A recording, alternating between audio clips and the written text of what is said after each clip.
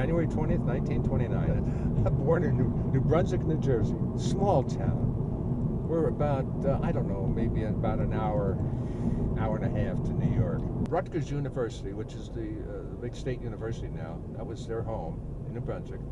And they were doing some construction, putting up some new buildings and so forth. And I got a job as a water boy, okay, for the construction workers. I don't know what it paid, 25 cents an hour, I don't remember.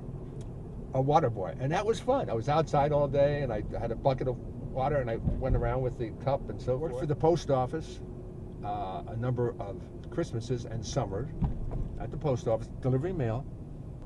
We were living, when I was growing up, in apartments. And when I went to college and came back one summer, they had bought a house in the suburbs. Dad was he worked at Johnson & Johnson for 50 years. I think Mother had some part-time jobs. I think she worked for the university for a while as a cleaning lady of some type, cleaning offices and that sort of thing.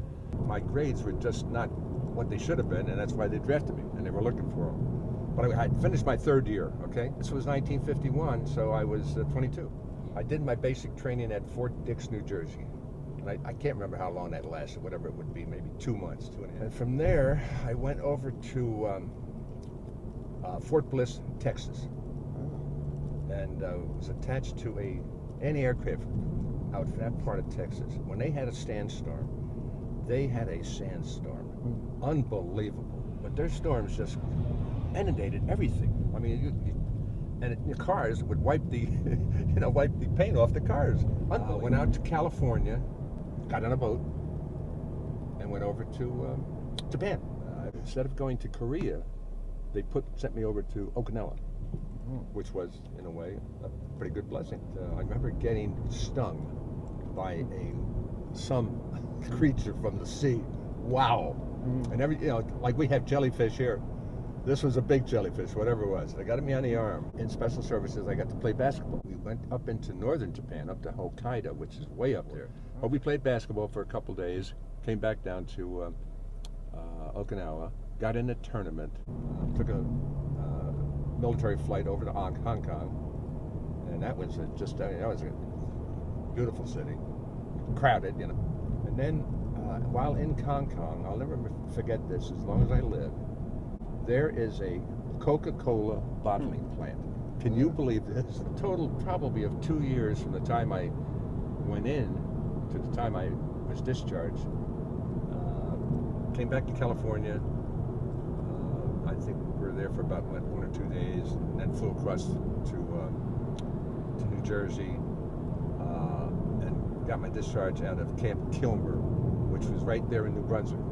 But I came back to Mark University, moved back to DC, and finished up my last year of college, got my degree, and then did not work in DC, but as I recall, came back to Pittsburgh.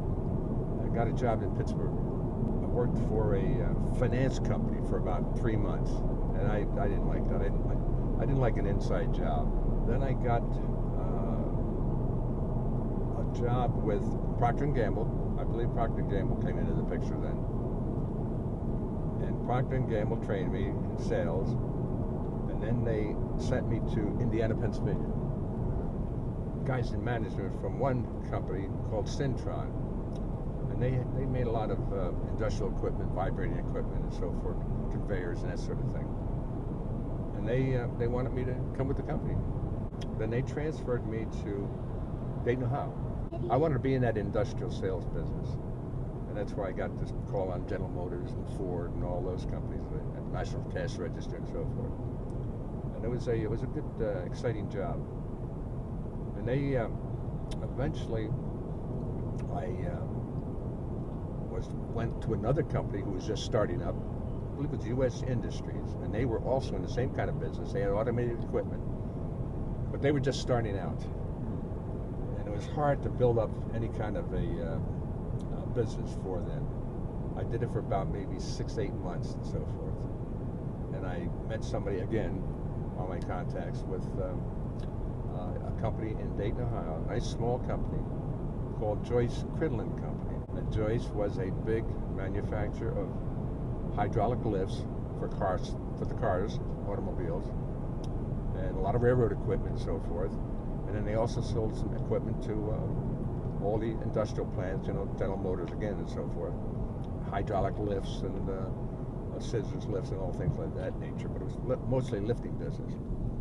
And then they developed some positioning screw jack equipment that we sold to conveyor companies. I sold a lot of equipment to antenna companies that were the antenna business, and satellites were just starting up in that time.